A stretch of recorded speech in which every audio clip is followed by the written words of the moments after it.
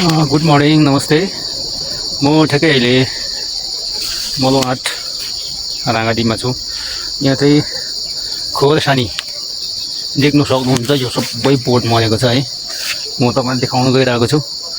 अब हाम्रो गाउँघरमा चाहिँ अलिकति बजार व्यवस्थापन पनि छैन, त्यही भएर पनि यो बजार पुर्याउनु लागि 1-2 घन्टा लाग्छ है।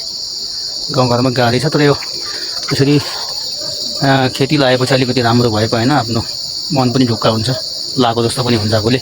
तर सबै यो खोर्सानी यो खोर्सानी सबै मरेछ हेर्दै। यस्तो दुःख गरेर लगाएपछि अलिकति राम्रो भएको है। हाम्रो सोल्टीहरूको खोर्सानी हो, सबै मरेछ हौ। हाम्रो यत्रो ठुलो यो बोट हुर्काउनलाई कस्तो गाह्रो पर्छ है हाम्रो यस्तो भएपछि। अनि व्यवसाय गर्नु गाह्रो छ गाउँघरमा है। ल यो सबै खोर्सानीको बोट चाहिँ दामी छ होइन, अर्को छ खोर्सानीको बोट चाहिँ, तर सबै यस्तो मरेको क्या, सबै बोटमै मरेको छ है। अनि यस्तो भएपछि कसरी व्यवसाय गर्नु हो गाह्रो छ। अलिक घाटा हुन्छ त्यसरी त। म सबै मरेछ। यो चाहिँ हाम्रो सोल्टीहरूको खोर्सानी हो।